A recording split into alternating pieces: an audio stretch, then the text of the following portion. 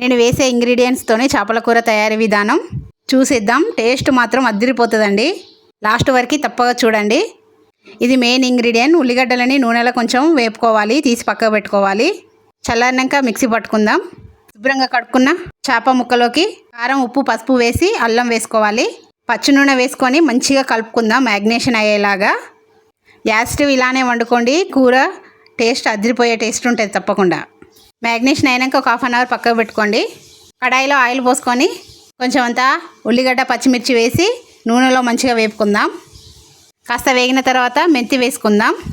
ఈ కర్రీకి మెంతి ఫ్లేవరు చాలా బాగుంటుంది. మెంతి లేని వాళ్ళు సూపులో కస్తూరి మెంతి అయినా వేసుకోండి.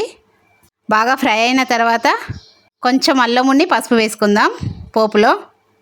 కాస్త వేగిన తర్వాత ఇంకా మనము మ్యాగ్నేషన్ చేసుకున్న ఫిష్ని వేసుకోవడమే. ఫిష్ని వేసుకున్న తర్వాత మెల్లిగా కలుపుకుందాం. స్టార్టింగే కలుపుకోవడం, ఇంకా తర్వాత విరిగిపోతుంది కదా, ఎక్కువ కలపొద్దు. ఆరోగ్యానికి ఎంతో మంచిది కదా అండి. ఫిష్ వీక్లీ 2-3 టైమ్స్ వండుకొని తినడం వల్ల ఎన్నో హెల్త్ బెనిఫిట్స్ ఉంటాయి. మంచి మంచి వీడియోస్తోని రెగ్యులర్గా మీ ముందు ఉంటా. నా ఛానల్ని సబ్స్క్రైబ్ చేసుకోండి, లైక్ చేసుకోండి, కామెంట్ చేయండి. మీరు ఇచ్చే లైక్ వల్ల నేను ఇంకా కొంచెం ముందుకు వెళ్ళగలుగుతాను. తప్పకుండా సబ్స్క్రైబ్ చేసుకోండి. మంచి మంచి వీడియోస్తో రెగ్యులర్గా మీ ముందు ఉంటా నేను. ఇది మాత్రం మెయిన్ ఇంగ్రీడియంట్ అండి. ఈ ఫిష్ కర్రీకి కమ్మటి టేస్ట్ని ఇస్తుంది ఇది. ఫిష్లో వేసుకొని ఇంకా చింతపులుసు వేసుకుందాం. మెల్లిగా కలుపుకోండి. ఇప్పుడు కలుపుకున్న తర్వాత మూత పెట్టి చక్కగా మరిగించుకుందాం. ఇందులో ఇప్పుడు మరిగిన తర్వాత సూపుకి ఎంతో టేస్ట్నిచ్చే మెత్తి పొడి వేసుకుందాం.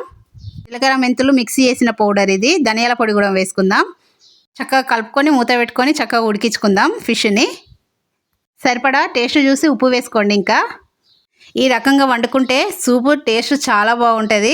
తిన్న కొద్దీ తినాలనిపించేలాగా టేస్ట్ ఉంటుందండి. తప్పకుండా ఈ రకంగా వండుకొని తినండి అందరూ.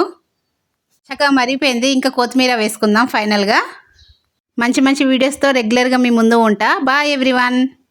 సబ్స్క్రైబ్ చేసుకోవడం మాత్రం మర్చిపోకండి. బాయ్ అందరికీ.